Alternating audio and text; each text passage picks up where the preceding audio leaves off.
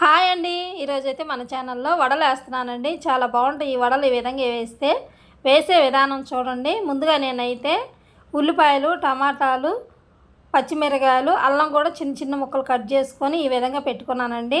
ఒక బౌల్ తీసుకొని ఆ బౌల్లో ఈ మొత్తం వేయాలి.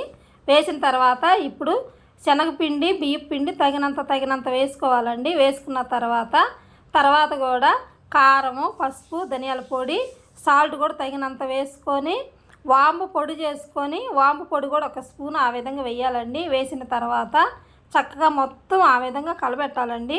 కలిసే వరకు మొత్తం కలబెట్టాలి. ఎందుకంటే మనం శనగపిండి వేసాం కాబట్టి శనగపిండి ఎక్కడ ఉండలు లేకుండా ఈ విధంగా వాటర్ పోసుకుంటూ మొత్తం జారుగా కలపాలండి. కలిపితే ఏంటంటే చక్కగా కలిసిపోద్ది. చాలా టేస్ట్గా ఉంటుందండి మన వడలు వేసేటప్పుడు. ఈ వడలు ఏంటంటే రకరకాలుగా వేస్తారండి.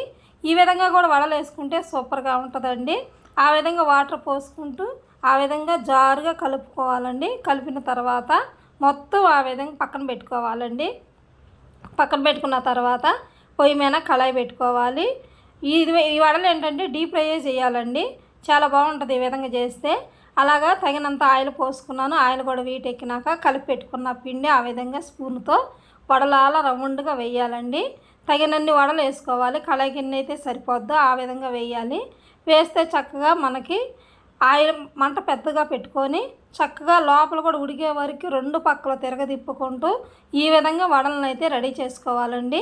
చాలా టేస్ట్గా ఉంటుందండి ఈ విధంగా వడలు వేస్తే. ఏంటంటే మనకి పిల్లలు స్కూల్ నుంచి రాగానే స్నాక్స్ లాగా ఈ విధంగా పెడితే చాలా ఇష్టంగా తింటారండి. దీంట్లో టమాటా సాస్ కానీ చట్నీ ఉన్నా కూడా సరే, చట్నీ ఉన్న తిన్నా సరే సూపర్గా ఉంటుందండి. ఒక్కసారి ఈ విధంగా వడలు మీరు కూడా ట్రై చేయండి. వీడియో నచ్చితే లైక్ చేయండి, ఛానల్ ఫాలో చేయండి. మరొక వీడియోతో మళ్ళీ కలుస్తాను. ఉంటానండి.